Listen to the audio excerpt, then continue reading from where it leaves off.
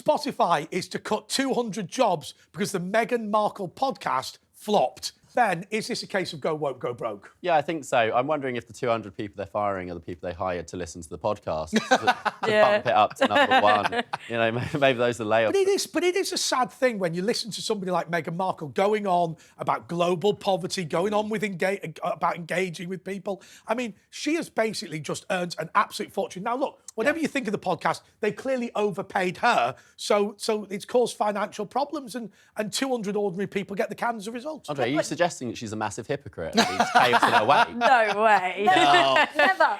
But the thing is, when you do listen, if anyone has listened to this podcast, she actually talks so much, then answers the questions she's asked. Oh. And she, you know, one thing with a host, you're supposed to listen. Yeah. And she just What was that again? Very funny. But honestly, it's all about Meghan, as always. What Meghan gets, Meghan wants, and that she has everything. But literally, this is all about her, this podcast, and that's why it's been a failure. Yeah, I mean, it is fairly narcissistic, isn't it, Anna? Oh, yeah, absolutely. You know, I didn't even know she had a podcast in the first place. I mean, you've got Prince Harry with his, like, apparently 4-book deal that's going to come out soon.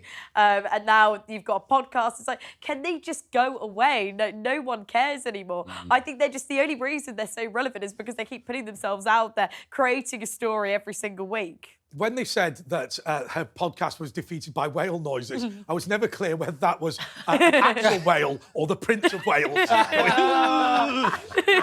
or indeed James Whale. Well, I think Lizzie makes an interesting point there. Given the fact that her popularity has plummeted, is Spotify now going to really have a big kind of business problem? That they've spent so much money on her, that are they going to be able to recoup that back and actually make profit off her? That will be a very interesting thing to see, given where they were when the podcast started and where they are now. I have to admit, I'd like to see some numbers on it, to be fair. Don't forget, Harry was the most popular royal. Now he's like next to Andrew. You know what? He takes to press the court and he can't even turn up to court. You know, I really just think they are on their downward spiral and need to go away. I think it's fair to say that her podcast was about as popular as a poo in a swimming pool.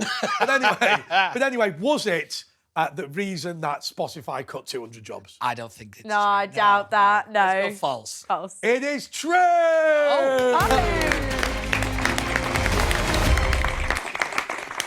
Partly true! Partly true. Partly true. No point. Oh, come on. We were never going to let her get away with that. Okay, so a group of migrants are refusing to stay in a central London hotel, which costs £150 a night, because they say it's not good enough. Is it true or false? Oh, well, I can't believe this. I mean, I would love a night in London, 150 quid. That would float my boat. No, the sad thing is that they're, you know, if these people are from a war-torn country, you know, fleeing and in danger, you think they'd be really happy for this. Never enough. Never enough. And now Rishi is saying he's going to, you know, is he going to knock on their door and say, would you mind if you have bunk beds? Would you mind? Or is your ensuite big enough? What I find extraordinary about it is this whole idea that there are people going round in Albania and other countries, knocking on people's doors, going, pay me £10,000, I'll get you to Britain, and showing them photos of what to expect. And then when they get to Britain and the taxpayer doesn't give them the quality of accommodation that's been promised, we have to improve it. Yeah, and they all go out on strike. It's brilliant. Everyone's striking, even migrants. Even migrants are striking. But it is, I don't know whether you heard Richard Tice, and he actually went there and interviewed one of these migrants that was sitting outside saying, why didn't you like your room?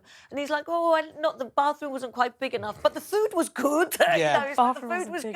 But, you know, the ensuite bathroom wasn't big enough. Yeah, I have to admit, I also went down. I was actually having lunch not far away from where this was happening, because it's over in Pimlico, and I thought, oh, somebody texted me the story saying, oh, this is happening right by you. So I went down and had a look, and my sympathy for these people went clean out the window. I have to admit, this is on the Belgrave Road. It's a very nice bit of London to stay in. And don't get me wrong, this hotel has got some dodgy reviews and all the rest of it. But one thing I think this kind of does bring up is this kind of the problem of, is it a privilege to come here or is it a legal right to come here? This seems to be the real crux of the debate in the migration issue. So the more kind of refugees welcome people keep talking about this issue as though it's a legal right, the processes and all the rest of it. As everybody else, I think there's a comment made by a woman who was interviewed, I think it was by Richard Tice actually, who said, well, there's people who can't afford their mortgage in this country right now, and yet You know, there's people now claiming that, oh, you know, a £150 a night hotel isn't good enough for them. This is the real divide in this debate. And until that is settled about, is it a privilege or is it a legal right? I think we're going to keep going round and round on this. Absolutely right. Absolutely right. I mean, Anna, do you ever think it's funny that it tends to be just men who come over? It's never the women, it's never the children. I mean, I don't know what the morality is in your part of the world. but where I come from, if there's a war, the blokes don't leave the women and children behind. No, exactly. And so one of my brother's friends actually works for the RNLI, and he had stories where obviously they'd go out to rescue, you know, people who were coming in, you know, illegally on boats, and they would actually, to get them to come over, put children over on the sea and threaten to drop them in, or like to save them basically, or you know, they dropped the children. There were genuine stories of that happening just to be able to be taken in, and I just think it's horrific. And I think there's many people who are coming over here illegally under false pretenses. They're not escaping a war-torn country. They're trying to take advantage of the privileges that Britain has to offer. And I think we've actually offered them way too much. You know, a roof over their head, 3 meals a day. I can't believe they're even complaining. They should be lucky to get anything at all. Are there no prisons? Are there no workhouses? Oh, you old softy. I know, yeah. Oh, yes. Yeah. But talking of softness, Ben, I mean, are we too soft on these people? I mean, I just feel that there are going to be people watching this show, and I know I always say this, but there are going to be people who can't afford the mortgage. There are going to be people who have to choose between heating and eating, and the vast majority of people could not possibly stay in a £150 a night hotel for 3 months. I mean, that would just be completely impossible. But it reminds me of this other story a few months ago where these migrants were living in Knightsbridge and then they got rehoused into bigger houses, but it was up in Yorkshire. So they complained. They were saying, no, we have a human right to live in Chelsea. We have a right to stay there. And it's like, no, you don't. You barely have a right to be in the country. In fact, you don't have a right to be in the country. Yes. You know, stop biting the hand that feeds you. Exactly. And the guy that Richard Tice interviewed, he thought that the Belgravia area was going to be better than Essex, but then he realised the Essex place had a much bigger ensuite and he wanted to go back to Essex. So it really is taking... I mean, it's unbelievable, Lizzie, just to think about that you're saying that you're coming from a war-torn country, you say that your life's in danger from a genocide, and you're worried about the quality of the bathroom in the accommodation. And I have to say, and I complained about this, you know, a lot of people, when we evacuated Sudan, were people who'd come over as refugees from Sudan. They said that they were going to be killed if they stayed in the country. And what they then did, as soon as they got their British passports, went on holiday or lived long-term back in Sudan. Yeah. And we ended up sending British soldiers over to potentially run into machine gun fire to evacuate them. Exactly, and it breaks my heart, really. But this now, the barges that Rishi's bringing in, and, you know, for 500 people, that's one influx of boats. I mean, it's going to be like, that film, Waterworld, with all these barges everywhere with Kevin Costner. How is this going to work? This is a really interesting point, because from a policy perspective, this can't continue, because it's about £6 million a day we're spending on hotels for migrants. That is not a sustainable figure. It's just not. And I know we had this barges. That story seems to have disappeared entirely. I remember, I think I was coming on Talk to talk about this kind of issue. And where has that gone? You know, and what's really annoying is that this issue isn't just new. It's not just cropped up out of nowhere. Like, for example, I think it was about 3 or 4 years ago, people were clamouring on their Home Office door saying, this is going to be a problem. Get something in place now. And the Home Office just failed to act. Have migrants refused to stay in a £150 a night hotel? True. It is absolutely true! 48 points. No points to you. But anyway, Sadiq Khan is encouraging City Hall staff in London to join Extinction Rebellion. Is it true or false? Oh, I really wouldn't put it past When will London be rid of this troublesome mayor? I swear. I swear. Time. Because if I remember about a year ago, Sadiq Khan said that Extinction Rebellion were not a good group, and now he seems to have done a complete 180. But what's interesting is the fact that the Labour Party itself have done a 180 on Extinction Rebellion. Let's not forget, Keir Starmer has now kind of adopted most of what they wanted. He's given into the for now. But let's not forget there's also a one. Yeah, a few weeks' time and it'll change again. I don't want to cast aspersions, but let's not forget about that 1.5 million donation that the Labour Party received from the founder of Extinction Rebellion and Just Stop Oil. So let's, that's terrifying. Let's draw the dots there with whatever you like. But it's not just joining Extinction Rebellion. If you look at what the mayor wants to bring in, there's these, I think, climate cafes was a policy that he wants to bring in. So where you can talk about the anxiety of the climate crisis, please. you know, and like it's all these things. things. The only one I want extinct is the Mayor of Yeah, London. exactly. But no, this is sorry. Sorry. But this is. I'm sorry. I'm on a roll. And this is the thing. Sorry, it's my favourite thing to annoy about. But no, this is the thing because he's also. If you're like a Londoner and, you know, we're seeing services disappear, transport's chaos, everybody's on strike, there's all sorts of problems, and he's spending money on these kind of programmes, I'm not being funny, I'd start to kick off if I were them. Anna, I was out and about talking about Sadiq Khan. I'll go to that in a second. But before then, I just want to say to you, isn't the big problem with Sadiq Khan that time and time again, the policies that he is putting in London are being adopted right across the country? Yes, exactly. And then I genuinely think, for example, Conservatives and Labour are two sides of the same coin because I genuinely don't think that either of them have any sound values behind anything that they put out, endorse. Because as we've seen so many times, especially seen Keir Starmer, they'll make a stance and then they'll just flip-flop on it anyway. But I think the problem with groups such as Extinction Rebellion, Just Stop Oil, is especially the way they capture young people, for example, who they just see stuff on social media.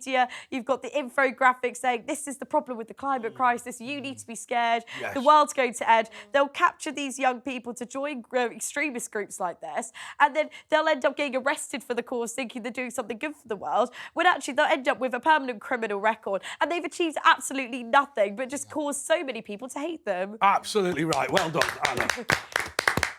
OK, so let me show you what people of London think about Sadiq Khan. Take it away. What do you think of Sadiq Khan?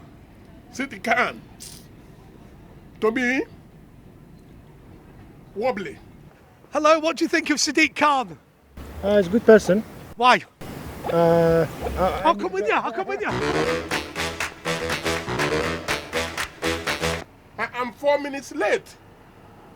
Right? And actually, there's not that many cars around. It's just all the traffic lights. It's not the traffic lights that is the problem. It's the shortening of the road. Why we're trying to avoid cyclists, motorbikes, and taxis. So, what do you think of Sadiq Khan? Don't know much about him. Do you think it's easier to get around on a skateboard than it is to get around in a car in London? I think it's a lot more cost effective. OK, come on. How'd you do it? There we go. Oh, look at this. It's like Back to the Future.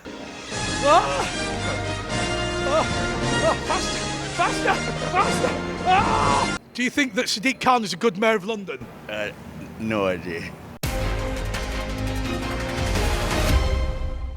OK, well, it's fair to say that he's not exactly Mr. Popularity. But do you think he's going to win the next election? I think we should just abolish the office of Mayor of London. So do Yeah. In fact, so do I. I've got it.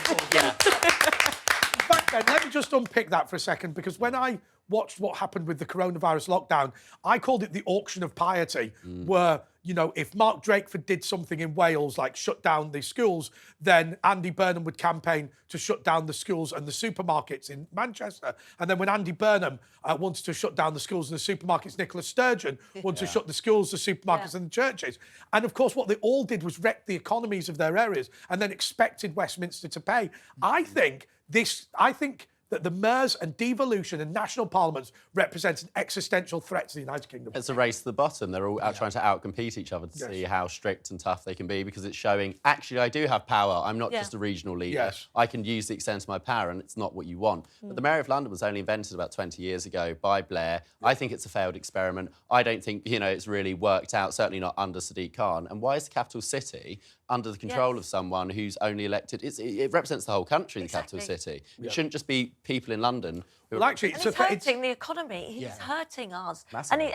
As for the driver, my word, you can't go over 20 miles an hour. You know, you might as well. He wants everyone to walk. It's a failure, actually, I think, of residential democracy. Hear me out on this. If you think about, say, Westminster City Council, absolutely desperate to cut bar licences in Soho because the 4,000 residents that live there, mostly on the council estate, called Vale Royal House. But anyway, the reality is the people that use Soho vastly outstrip the number of residents that live there. Similarly, those people in the home counties and people in the wider economy need London to be successful, but it's the people that live there that vote, and that's not all the people in Essex and Berkshire and Buckinghamshire and all the other people that rely on it. But I've got a great story about City Hall, because I used to work in City Hall, and I'll give you a bonus point if you can tell me why the recycling monitor on our floor went off sick. this person got statutory sick pay because they'd become depressed at my failure to put paper in the correct... But that person spent 6 months on the sick as a result of... I said, look, I don't know which colour bin's which, I don't care. But anyway... But, you know, the Mayor of London is going to have to build all new bridges, all new car parks because of the weight of the electric cars. They are too heavy. It's absolutely... We'll be paying for that. Yeah. We'll But I pay think for this it. is a really good point, is that, go back to your kind of piety argument, is that Sadiq Khan doesn't care about this. He's just charging ahead on this green issue, and the Labour Party as a whole have this obsession with this eco-lunacy, as it's being called. But I don't really think there's any thought gone into the infrastructure behind any of these projects, and about the long-term effects, and also about just the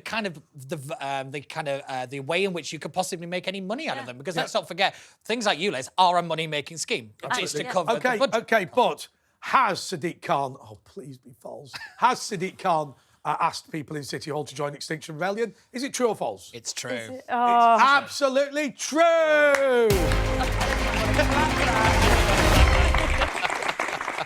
That was The Woke That Was continues after the break. Welcome back to That Was The Woke That Was. Question 4 goes to Lizzie and to Ben.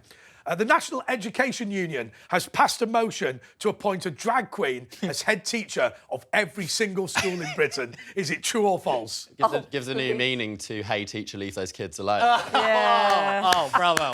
Bravo. It sounds like a dressed-up story to me. Oh, God. It's dragging on.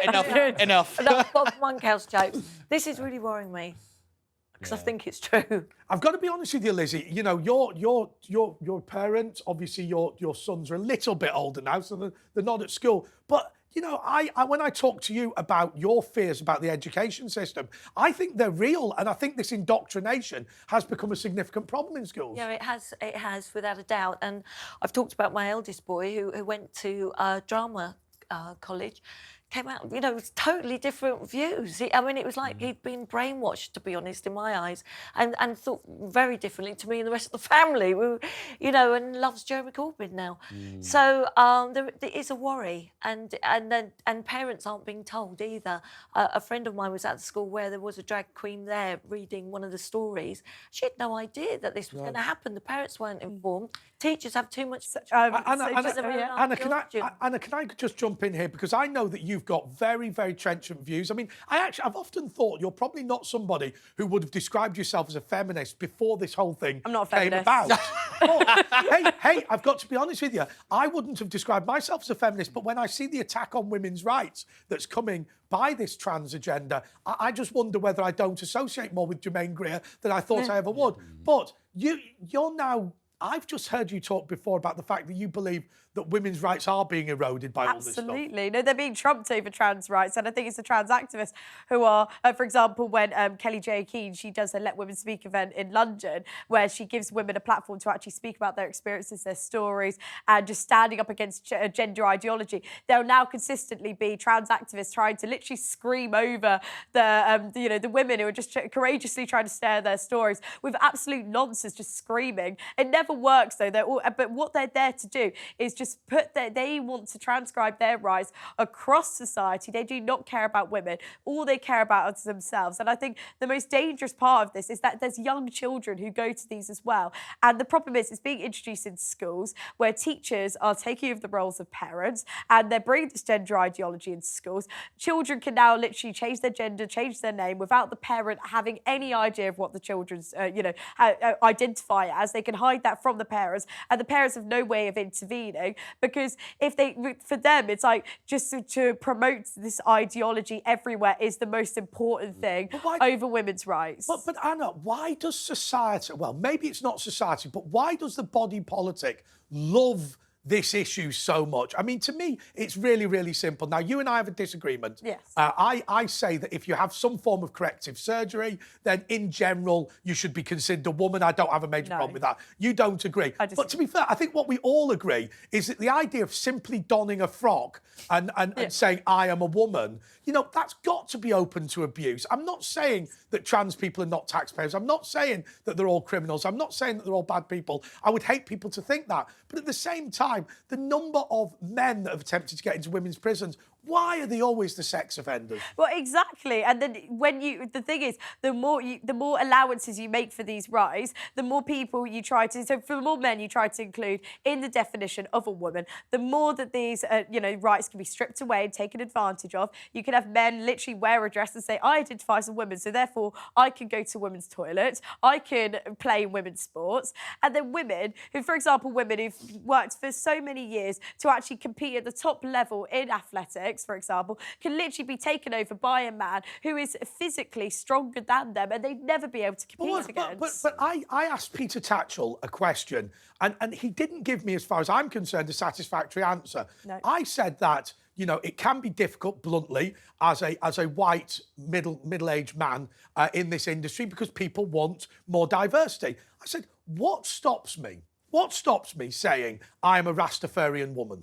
What stops me? And actually, really, from what I can see, very little. Yeah, no, he came to my school actually several years ago, which I think just sort of, it demonstrates how schools are trying to introduce this ideology everywhere. Like my school personally had an LGBTQI ABC club where basically just all the children would come in and talk about how they feel, what do they identify as, what's my sexuality this week, and they're probably changing every single day.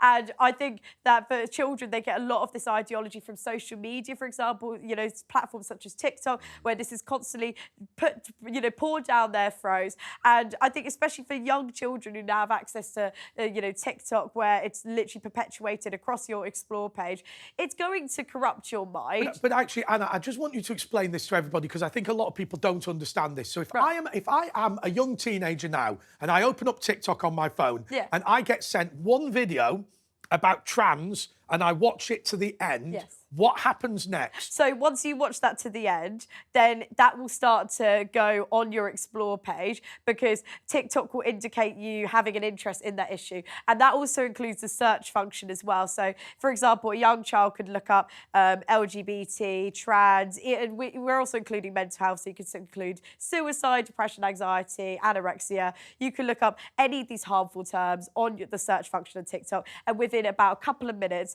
this will be literally spammed on your Explore page. And then for children... So just to be really clear, because actually I asked this just to clarify for people, what will then happen is I will open my phone and every single video on TikTok will be about trans. Vast majority, yes, it will be. And I think this is especially dangerous for children who are being exposed to concepts that they're way too young to understand. They're way too immature to actually have a grasp over. And especially if you're like, let's say, we know that very young children, like 11 or 12, who are too young to be using that platform, are using TikTok, are creating content without TikTok being able to manage that whatsoever. And then these are the children that are going to see this content consistently and then start to identify with it. Well, this is interesting, because I remember when the #1 star on YouTube in the early days was Fred. It was a kid from Wyoming who used to pretend to be a 5-year-old and used to have a bit of a mess about, right? He was impersonating his younger brother. And what they said was he was the most popular person on YouTube, but 90% of his viewers were 13 years old.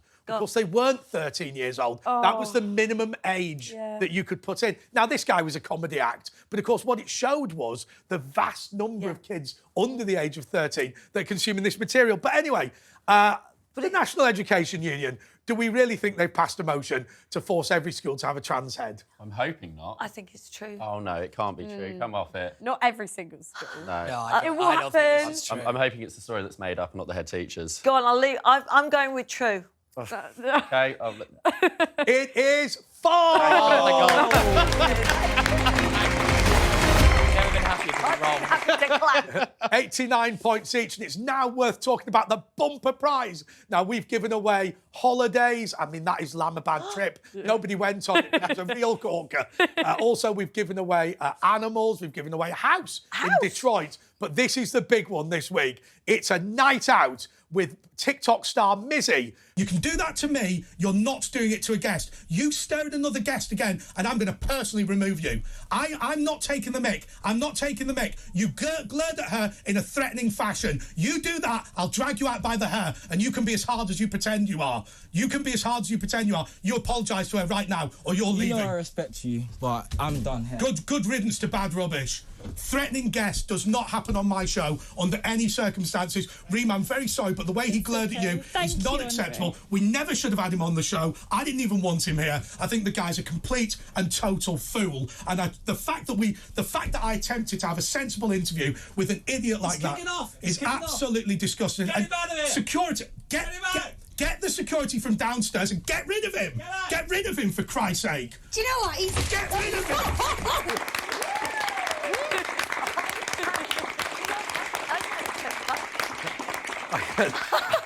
I can move when I'm angry. Well, look, a night out with him, he's interesting. I mean, he does have a tendency to glare if he doesn't like the question you ask him. But I think we have discovered that if you tell him off, he's willing to listen. I genuinely believe, by the way, that he's a highly intelligent and capable and articulate young man who actually has been let down by a crummy education system. I really do. When I told him off, I think that was the first time that anybody had placed any limits on him in his entire life. And I think they've not done him a favour, because honestly, and I don't want to go on about this, honestly, if he was my nephew, he would be like at Oxford University or something, not languishing in prison for silly TikTok antics. Yeah. But there you go. And people talk about racism. I blame bad schooling. That was The Woke That Was continues after the break. Welcome back to That Was The Woke That Was. On to the next question. Holly Willoughby has Oh, God. Holly. Here we go. Are you okay? Oh, deep breaths. Yeah, that's right. Let's do a Holly Willoughby. Right, go on this camera. OK, I was very upset about what Philip did, and I think we are all very shocked, and I did not know anything about it. Oh. Right, it's fair to say she reads for a living. There's no auto cue in here, by the way. Right, which is why I have to memorise the questions. And the next one is it true that Holly Willoughby has said she will never mention Philip Schofield ever again? Is it true or false? I think for a PR campaign, she might not want to mention Philip Schofield again. I think She's trying to put on this facade that she wasn't involved because she wants to basically save herself. And I think that's what everyone that's sort of involved in this morning is trying to do, this big scramble where they're trying to disassociate themselves from Philip Schofield and everything that he's done, just to pretty much save their own skins. But I think so many people for decades literally watched This Morning. They grew up watching that. And I think they would actually have so much more respect if you're just honest with the truth, rather than just trying to hide just complete denial. I wasn't involved. But Pete, she's like the Kim Jong-un of national television. And I'll tell you the reason. I'll tell you the reason, because they're literally getting photos of Phil and cutting it out. Yeah, no, I actually have to completely agree with Anna. If they were just honest and say, look, we messed up here, I actually think the public would have a lot more sympathy for them than what's going on. I mean, after that little speech that she gave, which, let's be honest, she's never winning an Oscar anytime soon, it had all the sincerity of a politician, let's be honest. And but they lost 200,000 viewers after that speech went out. So I actually think this morning is finished. As far as I'm concerned, I think it's done. That makes me really sad. Just 1 second, Pete. By day, you are a PR advisor to some major organisations. I don't know the answer to this question, but it just strikes me. Is there an argument for saying, look, the reality is he was dating somebody behind his wife's back. That is none of our business because it's legal. Oh, yeah, and that should have been the line from the beginning. But the problem that they've tried to do is they've gone for the sympathy vote. And I think the minute that you start doing that, a lot of people are like, well, I'm not being funny. You knew the guy for 20 years. You sat next to him on the sofa every single day of the week. Are you really making people believe that you had no idea what was going on? This is Holly's biggest problem now, is that she is seen as completely incredible. I know them both, and I've done the show many times. Let me just say this to you, though, just on a serious note. We've all worked in organisations, and what happens is suddenly somebody sees the boss and the PA leave together, and then suddenly they're going to the same event. It doesn't take long for people to notice extramarital affairs in the office, does it? Well, no, and I'm afraid, look, many of us knew about this. It was the biggest sort of showbiz secret. But hard for Holly because, look, really, a lot of people have said, what has Holly actually done? OK, Philip was on her on-screen TV partner. They were the golden couple. I mean, they won BAFTAs, National Telly Awards. I was on that, I used to be a frequent panellist there at This Morning show.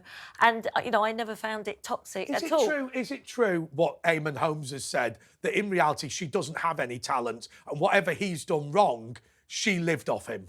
No, well, look, Holly has made a huge name for herself. But I just think this has been handled wrong. I think she's come back way too quickly. I think this morning need to revamp, reboot it. Look, the ITV inquiry is happening, which I think is the right thing to do. But you know, I feel sorry for all the lovely people that work there, from Fleur, the tea girl, all the way up. They are lovely. You're not name checking them people. all, Lizzie. I will, but look. No. I'll tell you what we're going to do. And I'm sorry to say this, but there's going to be a thing saying at time of recording. Yeah. Right. Let's just put the question. Oh, sorry, Pete. Just really quickly, like at time of recording, as we're sat here right now, the head of one of the executives from ITV is in front of a select committee of MPs to find out what ITV knew. This is the bit of the story I'm more interested in than silly little spats between celebrities I don't care about. I'm more interested in what were these people doing and how big of a cover-up is this actually? You know, it's because it seems to be that it's the cover-up that's killed them more than anything else, and which is usually the case. So, like we said, at the time of recording, we don't really know how this is going, but I will be very interested to see later in the week just what's actually happened from that hearing. Philip isn't going away. He's done 2 huge interviews. He said it wasn't illegal. He said it was consensual. But then later on, he said it was my fault. So it's kind of like not all making sense. Yeah. And this is why we need the inquiry. I mean, I don't know. I'm torn on this because we always hear about celebrities that are famously not very friendly in real life. I don't know if you're going to the Peter Kay comedy event that's coming up, but we always hear about people who are reputedly not very nice in real life. Does it really matter? In terms of Holly Willoughby, I think what the public wants is honesty, and I think it absolutely does matter because you put yourself in a position where people look up to you, people respect you, people watch you every single day, and then the fact that they've been so blatantly lied to for so many years, people are going to lose respect for you. And I think this has to affect every single person who was involved in covering this up on this morning, because at the end of the day, people respected you. You put yourself in the public eye, therefore you have a duty of responsibility to the public. In a certain way. Does Holly Willoughby, I don't want to labour this too long, but does Holly Willoughby get into trouble with the sort of people that watch this morning because she was willing, or allegedly willing, or reportedly willing, or apparently willing to countenance somebody having an extramarital affair? Well, I just think, like, even her sort of very PR-style apology was incredibly patronising. And just like, you know, the heavy breathing and the, are you okay? Like, it just felt very demeaning to the public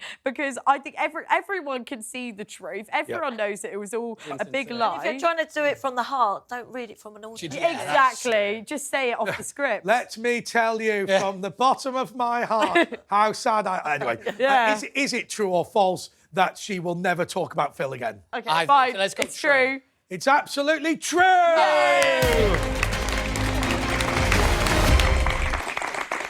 Okay, please. It's always a good question when he does it. So, come on. To Lizzie and to Ben, EasyJet are going to give out pronoun badges for their staff, and there are 25 pronouns to choose from. Is it true or false? 25? There's over 100, apparently. Please, I still love... That's discrimination. I still love what Frosty the Snowflake said when he said there's over 100 genders, and anyway, gender doesn't exist. It's a social construct. Yes, they have said both, haven't they? Yes, they have. This is just crazy. Is it possible to do anything without being invaded by woke? No. You can't even get on a plane without having it shoved in your face. This is woke gone mad. Yeah. Well, I think this has been coming for a while because I know that a lot of the major companies, they now have to put the pronouns in email signatures, and it's this pronoun stuff. I kind of remember when this was kind of like little nobodies on university campuses talking about this stuff. And we see this time after time after time. That what people would say, oh, it's just a fringe, it's not really that important, is now back in mainstream. The campus warfare is really important because people graduate, they go to workplaces, and they take that indoctrination into the workplace, and then it becomes... Then it becomes norm. Now, OK. The gallery have asked me to give out double points to anyone who can name all 25. However, there is no way anybody's going to be able to do that. So I'll tell you what we'll do. We will give double points to anyone who can get to 6. I go he, him. she, Yeah. she, her, they, them. It is what a pronoun Yeah, now. it. You can be a Z and Zer is one. What is Z and Zer? Z and What's Z Zer. and I saw a TikTok the other day of ghost and ghost self was one. This is the thing. It's just utterly ridiculous. There's one with an X as well. Yeah, Zim, that's a Zim. Zer, I Zim, that's think. one. Sorry, what was that one? Zim with an X. You could be a Zim. Yeah. I think the feminine one's Zer. Yeah. I could be wrong. There's quite There's a few. so many. Just to be very clear, you've actually got 8. There we go. Double points Do you know for what? us. I don't clap that because I wish I didn't Yeah, know that. know. I wish I didn't know. And can I tell you something? On Holly's Willoughby statement, she actually called Phil they. Oh, Really? Yes. That's interesting. That's interesting. Why? I didn't pick She's up on that. depersonalised it. Yeah. She doesn't want any Yeah, link she with doesn't. it. Yeah, she's forgotten about him already. It's a part of this is again about gender ideology. It's been captured by corporations that are transcribing this across society. And it's again with the early conversation that we were having, the fact that the gender has become like a corporate sort of policy standpoint where they're like, oh, look how gracious we are, look how great we are, look how accepting we are. We put our pronouns in our emails and we're so accepting of you. And then this is what's going to happen because you're going to have graduates that, again, enter the workforce and this becomes the norm. Then it's the next generation who are going to carry this forward. And then suddenly everyone's captured by this absolute madness. I'll tell you what, I've got a right-wing defence of this position. Oh, this'll be good. Think about this This'll be long good. and hard. If you want to degender pronouns, then actually there is an argument. Basically, that this is the only bit of the French idea of having feminine and masculine words that still exists in the English language. They all used to be feminine and masculine in the past, but now there's very few. So let's kick out the French. Let's all be it. Yes. Let's all be it. Yeah. Come on. But that's right. I mean, look, never was it more appropriate than with Sam Smith. But it is appropriate, right? There's no doubt. No, but Oh, that this- fish of them. Fisher them. Oh. Fish of them. But no, there is a really serious point to be made about this stuff. Is and- there? Well, no, in terms of the fact that I have to admit, I was kind of just, I'll go with whatever pronouns you want. But I actually think this was such kind of like a gateway drug, for want of a better phrase, in terms of we let this happen, then we've let something else happen, then we've let something else happen. And now it's getting to that point where it's too late to turn the ship around. And I think this is kind of how this stuff has worked, is it's been a little bit and a little bit and a little bit. And now it seems like such a huge amount that we can't do anything. Pete, is it the death of 1,000 cuts? Because if you look at this Oxford College, I think it's called Regent's Park College, what they're doing is they're saying that if you misgender people, you'll be expelled. Now they're saying it's only if you gratuitously do it. But that's the start, isn't it? Of course. And my biggest fear on the pronoun stuff is it's going to lead to compelled speech. Yeah. That it's actually going to be a crime to misgender someone. It's going to be a crime to dead name. So that is where this is heading. And I tell you right now, as a free speech advocate, that should terrify everybody. Yes, Is it then going to become a crime, therefore, to disagree with most of this ideology? I mean, I remember somebody saying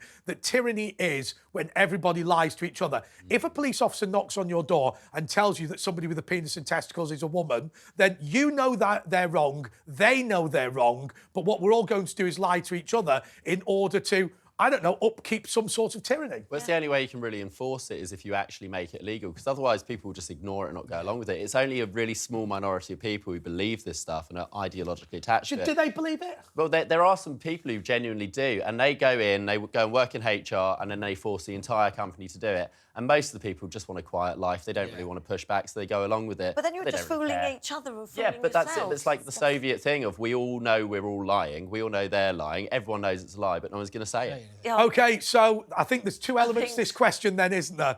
There's, first of all, have EasyJet come up with pronoun badges, and have they come up with 25 pronouns? I think it's true. I think both are true, yeah.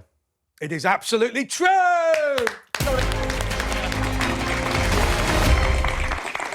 Britain's anti-racism... Oh, wait, Vet, just No, do you know what? Britain's anti-racism police project has been accused of racism. I mean, what? I give up. I actually know quite a bit about this because somebody sent me this article thinking it was actually like a parody thing, but it's genuinely real. And this was the race action plan that was put in place by the Met. And it's been out to other police forces as well. In the response to George Floyd, which I found quite an interesting thing as to why the Met is responding to something that happened in America. But the woman who's kind of led the charge on this is a ultra privileged, went to one of the top private schools in the country. She went to Oxford. She works at one of the top chambers in the city.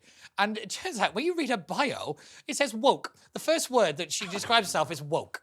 So we should get her on. Yeah, I know. Yeah, we should get her on because she would never do it because she'd actually have to defend something. But but the problem is these are the people that are kind of leading these commissions that are saying everything is racist.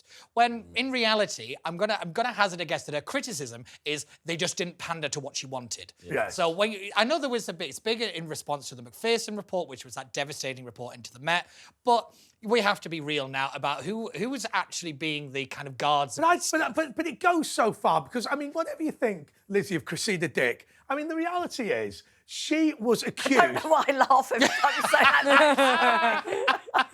Sorry. Dick of the yard. But whatever... Dickie. But whatever you think of her, she was accused of running a homophobic and sexist institution. Now, I don't think she was personally guilty of either of those charges. Dick by name, Dick by nature. No. No, I know, indeed. But this is just unbelievable. This really does worry me for the younger generation because they see the headlines, and then they believe the narrative and they don't actually understand it. Are we in a position where young people are being told, and by the way, on the issue of Missy, I think this is one of the issues for him. Are we in a society now that just tells all young black people that they are the enemy, that they are hated, that they have no opportunities, that they shouldn't bother with education, they should just, give up because it's just a racist society, it's irredeemable. People saying that because they're socialists, but they don't understand the way they throw people on the scrap heap by persuading them. It's not just that, it's also like the doomsayers about things like climate change. It's, by the time you're an adult, the world's going to end anyway, so don't bother, you might as well waste your life. And I think there is this idea of, systemic oppression, climate change, blah, blah, blah, blah, blah. Kids are growing up now thinking they've got absolutely no future. However, on the anti-racism police, I just wish I had been in the office when they got that report. Like, this is the one thing we didn't want to happen. How have we dropped the ball on this? Yeah, exactly. You had one job. One job. That's right. You're not going to believe this. No. I'm the head of anti-racism at the Met. I've been accused of rape. I feel a bit of a tit now. OK, so... It does feel like a carry-on, really, doesn't it? It does. So, is it true or false that police have been, the anti-racism police have been accused of racism? Sadly, it's true. It's absolutely true! OK, and I think we're at the final question. Come on. All right. So we're on 86,000 points each. Wait. This is to decide who goes for that fish and chips with Missy. Right, come on, Lizzie and Missy. Right, come on. OK, according to experts, the world has 2 years left before artificial intelligence becomes so powerful that it controls humanity. Is it true or false? I think this could be true. Well, I think it's very the story dangerous. might be there, but I don't believe it. I don't believe it's Yeah, true. which experts? Which expert?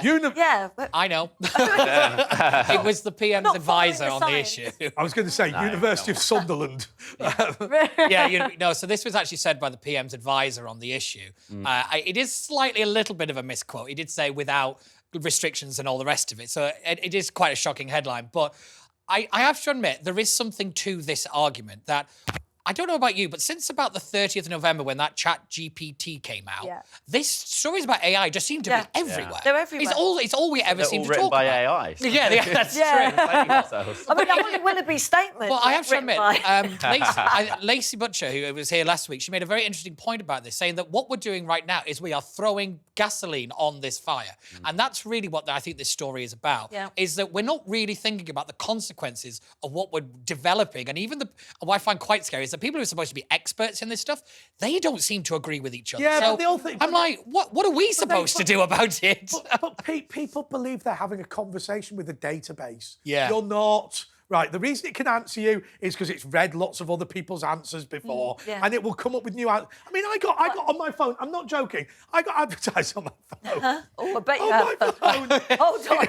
We want Boris's WhatsApp message. I was going to say, This product where if I paid them a tenner, I could chat to Bob Marley. Oh, I've seen that. I've seen that one. They've introduced AI on Snapchat now, so this is quite like for the children who are more using it, let's say 13, 14 14-year-olds, for example, they actually have an AI bot that everyone is forced to be friends with on Snapchat, and they can talk to at any time. But then I think there was a few things that were coming out as a bit weird, where the AI bot would say, "Oh, I can't tell you." They would say to the user, for example, "Oh, I don't know where your location is." So they were like, "Oh, where am I?" They say, "I'm sorry, I don't have that information." But then they might say, "Where's the nearest McDonald's?" And then say, "Oh, here are the nearest McDonald's to you." So the AI was literally lying, saying that they didn't know your location when they actually do. So there was some of it concerns about that was being spread on social media. But then it's like some young people are also relying on it to talk to, especially if they don't have any friends, or talk to the AI. And always I don't have any friends. always keeps the conversation going. There you go, Andre. You'll be all right. I mean, always have someone to talk to. Some robots. Robot friend. I think we've got to keep our eye on this. I think it could be really dangerous. Yeah. It could get out of control. OK, well, look, is it true that an expert government advisor has said that potentially AI in 2 years could control all of us? I'm going to say true. It is absolutely true! And that means it is Lizzie and Missy going for that fish and chip supper in the Elephant and Castle. Oh, wow. I'm absolutely delighted for you. Ben can go along for a bit of crowd control. Commiserations to Pete Barnes and, of course, Anna McGovern. And I'm now going to go and watch James Whale. But first of all, I'm going to take myself out by my own hair. Goodbye. We never should have had him on the show. I didn't even want him here. I think the guy's a complete and total fool.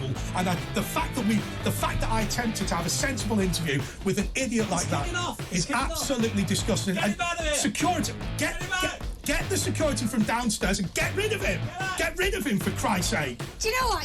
Get rid of him.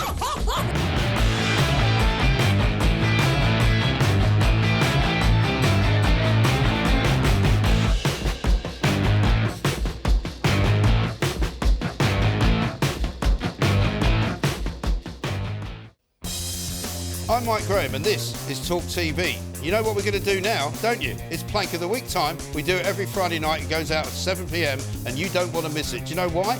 Because it includes all of the people that you love to hate. It might even include some of the people that you love to love. It might be Harry and Meghan. It might be Sadiq Khan. It could be a football team. It could be the Prime Minister. It could be the leader of the opposition. It might even be someone up in Scotland. You never know. Watch us every Friday, 7 p.m.